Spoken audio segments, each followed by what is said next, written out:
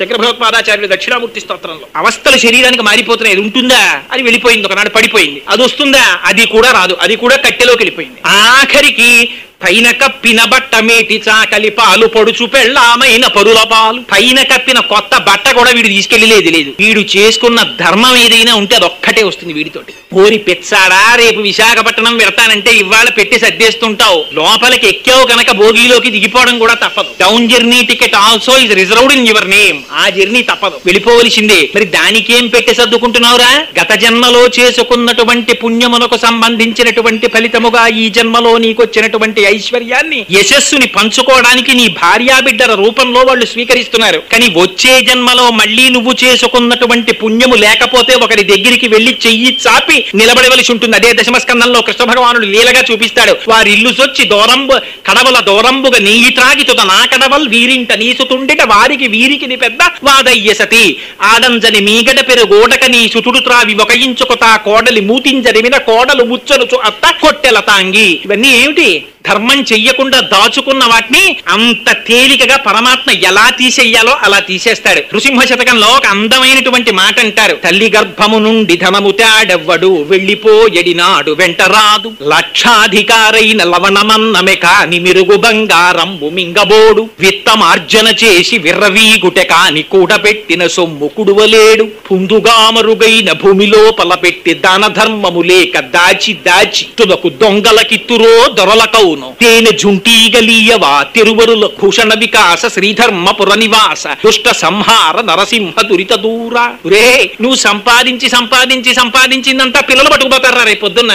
నువ్వు చేసుకున్న ధర్మం ఒక్కటే నీతో వస్తుంది. అందుకని తస్మాత్ జాగ్రత్త. ఒంట్లో ఓపిక ఉన్నంత కాలం అనుకుంటున్నావేమో, శంకరులు హెచ్చరిక చేస్తారు. అంటున్నావేమో ఖాళీ లేదు ఖాళీ లేదు ఖాళీ లేదు అంటున్నావు. బాలస్తావ క్రీడాసక్త తరుణస్తావ తరుణీసక్త వృద్ధస్తావ చింతాసక్త పరసే బ్రహ్మణి కోపిన సక్త. నీకు ఖాళీ ఎక్కడుందిరా? బాల్యమంతా ఆటలు, యవనమంతా ఆడవాళ్ళు, వృద్ధాప్యమంతా చింత. ఇంకా నువ్వెప్పుడు ప్రార్థన చేస్తావురా పరమేశ్వరుణ్ణి? ఎప్పుడు ప్రయత్నం చేస్తావురా నువ్వు? మలమూత్రంబులతో మహాభయముతో మాతృస్థనాపేక్షతో చలమూర్ఖత్వముతో సదాభ్రమతతో చాంచల్య చిత్తంబుతో బరువైనట్టి కప జ్వర గ్రహ మహా బాల్యామయ శ్రేణితో కలనైనం తమ చింతలేక చెడితిన్ కామ్యార్థినై శంకర అని ఏడిచారు. తర్వాత కాలం స్వామి నన్ను కాపాడవయ్యా అని ఆర్తితో ఎలుగెత్తి పిలిచారు. ఒక్కసారి శంకరా అని పిలిస్తే చాలట. అందుకని శ్రీకాళహస్తిలో పశ్చిమాభిముఖుడై ఉంటాడు స్వామి. ఎంత వరం ఇచ్చాడో తెలుసా అండి? శంకరుడు లాంటి దైవం ఎక్కడుంటాడండి మహానుభావుడు? స్వామి మేము ఎలా మోక్షం పొందుతాం? ఈ కలియుగంలో మేము ఇంతగా సంసారమునందు మగ్నులం అయిపోయాం, మాకొక్క అవకాశం, ఈ తేలిక మార్గం చెప్పన్నారు. ఆయన అన్నాడు దర్శనాద భ్రసదసి అన్నాడు. మీరు చిదంబరం వెళ్లి సశాస్త్రీయంగా దర్శనం చేయండిరా, మీకు మోక్షం ఇచ్చేస్తానన్నాడు.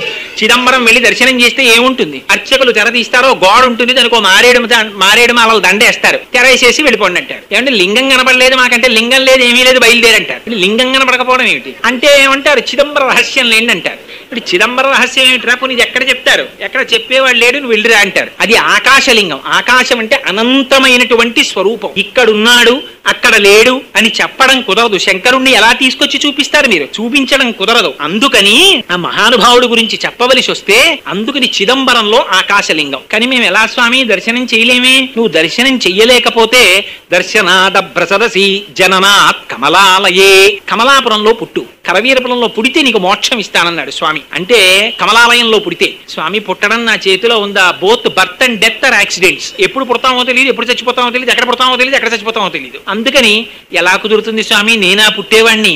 ఎలా కుదురుతుంది? పోన్లేరా, పుట్టడం నీ చేతిలో లేకపోతే కాశ్యాంతు మరణాన్ముక్తి.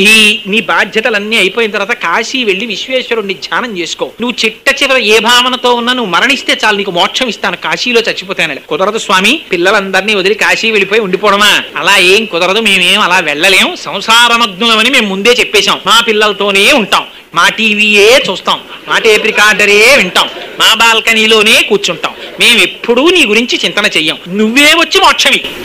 కాళహస్తీశ్వర శతకంలో దుర్జటి ఇంత అందంగానూ మాట్లాడాడు తెలుసా అండి? పాలున్ బొవ్వయు పెట్టెదన్ కుడువరా పాపన్న రాయన్న లే లెమ్మన్న అరటి పండ్లు కొనితే లేకున్న ఒల్లనంటే తల్లిదండ్రులప్పుడు అట్లే తెచ్చి వాత్సల్య లక్ష్మీ లీలా వచనంబులను కుడుపరా శ్రీకాళహస్తీశ్వర. తల్లిదండ్రులు రే పాపన్న రారా రారా రారా పెరుగన్నం తినరా అని పట్టుకు అమ్మ వెంట జరుగుతుంటే నాన్నగారును అరటి పండు ఉంటే నేనే తింటాను అని ఇలా మూతి బిగించేస్తే తండ్రి పాపం ఏదో చాలా ముఖ్యమైన పనిలో ఉన్నవాడు ఈ పిల్లాడితో చచ్చిపోతున్నాడు విసుక్కుని వాడి పెన్ను తీసేసి క్యాప్ పెట్టేసుకుని ఆఫీస్ పని అక్కడ పెట్టేసి ఆ లుంగి కట్టుకుని బజార్లోకి వెళ్ళి మిగలముగ్గిన అరటిపళ్ళు 2 పట్టుకొచ్చి అక్కడ పెట్టేస్తే పాపం ఆ అమ్మ మళ్ళీ ఆ పెరుగన్నంలో కలిపి అప్పుడు పెడితే వీడు సంతోషంగా టీవీ చూస్తూ ఏదో పెద్ద విజయం సాధించినట్టు మొహం పెట్టేసి గుటుక్కుని మింగేట్లా నువ్వు అంతే నువ్వు జగత పితరవు వందే పార్వతీ పరమేశ్వరం సామాన్యమైన తల్లిదండ్రులే ఇంత చేస్తే మీరిద్దరు త్రిభువనములకు తల్లిదండ్రులు కదా అమ్మా అయ్యటంచు ఎవరిని నేను అన్నం శివా నిన్నేను సుమి నిమది తల్లిదండ్రులటంచు చూడగా బోకు నాకిమ్మై తల్లియు తండ్రియున్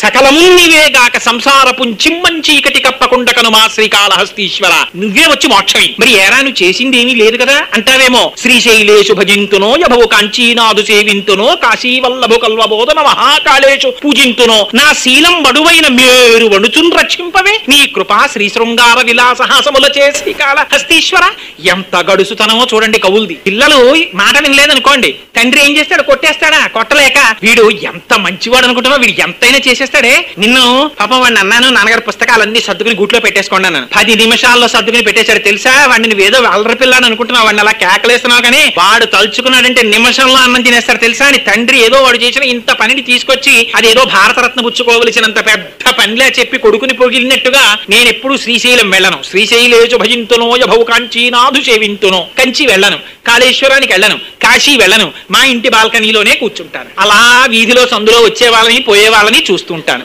ఒక్కనాడు శివ శివ అనను ఇంకా మిగిలినవన్నీ అంటాను కానీ నువ్వేం చెయ్యాలి ఎప్పుడో నేను చేసిన చిన్నదేదో ఉండిపోయిందో పుణ్యం ఎక్కడ ఉండబోతుంది ఎక్కడో అక్కడ ఉంటుంది అదేదో నువ్వు వెతుక్కో నా పాస్ట్ రికార్డులోంచి వెతుక్కుని నా శీలం వణువైన మేరు వణుచునమ్మో ఎంత చేశావురా అని నన్ను కాపాడుకో అన్నాడు దుర్జటి ఎంత చిత్రమో చూడండి పరమేశ్వరుణ్ణి నిలదీసి అడిగాడు భక్తులు అడిగితే అలా లొంగిపోయాడు ఆయన పాపం లొంగిపోయి ఆయన అన్నాడు కాశ్యాంతుమరాన్ముక్తి కాశీలో చచ్చిపోరా మోక్షం ఇస్తా అన్నాడు అలా కుదరదు స్వామి ఎక్కడికైనా వెళ్తాం మేము సంసారంలో ఉంటాం మేము వెళ్ళమన్నారు అంటే ఆయన అన్నాడు పోన్లేరా స్మరణాద్ అరుణాచలే ఒక్కసారి అరుణాచల శివ అనురా మోక్షం ఇచ్చేస్తాను అన్నాడు శర్వ భవ రుద్ర ఉగ్ర భీమ పశుపతి మహాదేవ ఈశానముల అష్టమూర్తులు ఆయనవే భూరంభం చనలో నిలోంబర మహార్నాదో హిమాంసుపుమాన్ ఇత్యాభాతి చరాచరాత్మకమిదం యస్యైవ మూర్త్యష్టకం నాన్యక్కించన విద్యతే వివృషతాం యస్మాత్ పరస్మాత్ విభో తస్మై శ్రీ గురుమూర్తయే నమయిదం శ్రీ దక్షిణామూర్తయే అంటారు శంకర భగవత్పాదులు అష్టమూర్తి తత్వం ఆయనే కంచిలో పృథ్వీలింగం జంబుకేశ్వరంలో జలలింగం అరుణాచలంలో అగ్నిలింగం చిదంబరంలో ఆకాశలింగం శ్రీకాళహస్తిలో వాయులింగం కోణార్కలో సూర్యలింగం సీతాగుండంలో చంద్రలింగం కాఠ్మండూలో యజమానలింగం 8 మూర్తులుగా పరమశివుడే ఉన్నాడు అందుకని స్వామి నువ్వే మోక్షమి అంటే అంతగా దిగి వచ్చినటువంటి వాడు